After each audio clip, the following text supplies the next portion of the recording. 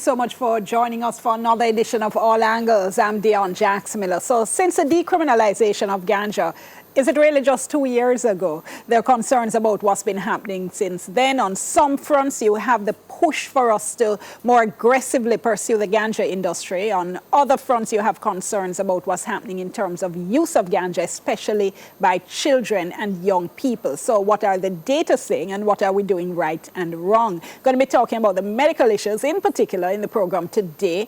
And joining us, we have with us Dr. Merton Smith. He is the president of the Medical Association of Jamaica. We also have with us Dr. Winston Delahaye. He's the chief medical officer. Senator Mark Golding is on our panel as well, the opposition spokesman on justice and the man who piloted the legislation decriminalizing ganja, and Professor Wendell Abel, who is head of psychiatry at the University of the West Indies. Before we go to our guests, though, we asked members of the public in a very unscientific survey if they think that more young people, in fact, are using ganja since decriminalization. No, I really don't see any increase in that. Youth are smoking ganja from before it increased. Long time, because I am 63-year-old and from a youth that smoke ganja. You have youth in the community right doing that smoke even cigarette. We have some next to youth smoking ganja. But we don't see it a flow. Like more youth take on to it and all them. I don't see that in my community. Yes, I see more youngsters utilize it in. Because it decriminalized, but how you utilize it. So, with this, you think it was a good idea to decriminalize marijuana given that we have youngsters smoking weed? Yes, marijuana is a natural thing, but how you utilize it, and the youngsters them for know say your head, if your mind is strong enough, you can last your mind. They say an increase in the youngsters below the age of 18 purchasing, utilizing, and just indulging in the practice. Well, in numbers, you really see an increase, yes, because even some youth now where almost leave school, you see them a burn weed hard, and you never usually see that one time. And because it decriminalized now, I feel that's why it go on the way there now. I think so, because in a community we have to pass or visit, I always see the people on the wall, the youngsters on the wall at the corner, they're smoking, and I've seen an increase among them. I have not seen it happening quite a while now, months now. Even in the downtown area, you would normally see them just smoking it, but I haven't seen it. Yes, personally, I've seen an increase in youngsters smoking. What I've seen is an increase of the juveniles using it. And the regular man on the street now readily, walking with it in his hand, whereas one time, he would hide it and them somewhere. But that has always been the case, that youngsters under 18 smoke. Even in my days when I was going to school, youngsters were smoking. But there are reports that it has increased since it has been decriminalized. As I say, in my circle, I don't actually see that. So I can't say that's the case. I don't see a lot of people who smoke. I don't interact with a lot of people who smoke marijuana. Okay, so from our very unscientific survey to the actual data, Dr. Delahaye, and just to be clear, because I remember I'd done an interview with you as well as with Senator Golding at the time. Before, and you from the very beginning had always urged caution because of what you feared the consequences might be in terms of use and abuse. What are we seeing now that we can point to in terms of data, in terms of hard information saying this is what has happened or not happened? And therein lies the dilemma, Dion, hard data information. So there are very clear processes which we could have engaged in, which would have allowed us at this time to be able to respond to you appropriately with nationally representative surveys. Unfortunately, we didn't. We didn't have the funding available. And so we're unable to tell you that specifically as it relates to those household surveys. But the bigger picture, Dion, is, and this happened even before decriminalization, is what have we been doing to prevent persons from using? That really is a big question at this time. And the unfortunate answer is it's not very much, because the NCDA, though they wrote a program and have this available, there's no funding And so we're spending our time now, just this week, with Minister Tufton under his leadership, identifying a little 5 million here or there to amass something to at least start, because currently there is nothing literally on the media. And how critical is it that we get that? Crucial.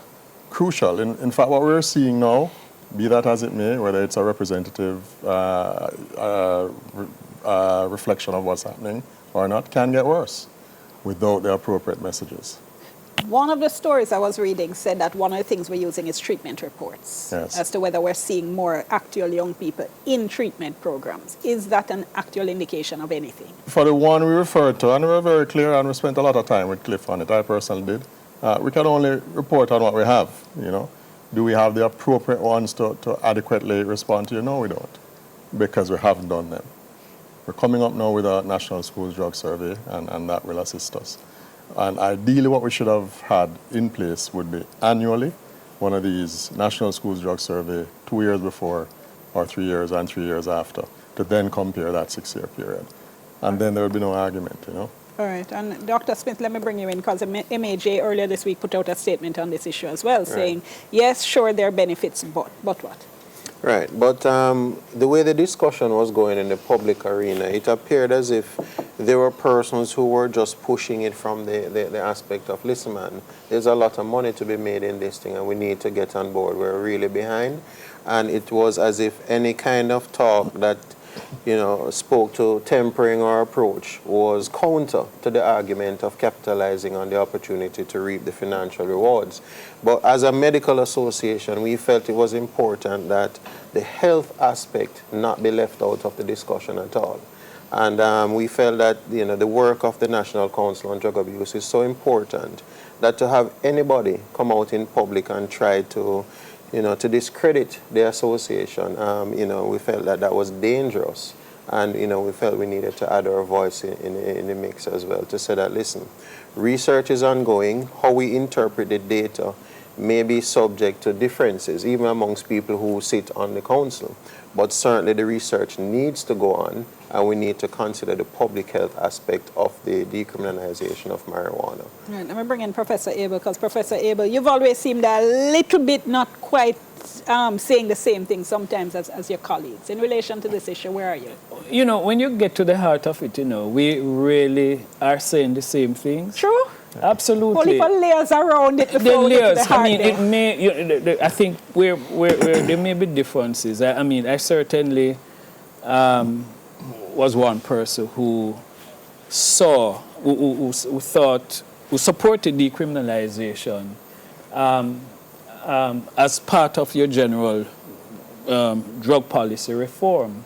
But one of the things that one stated from early is that going forward, and the reality is that decriminalization is now behind us. It took place in 2015.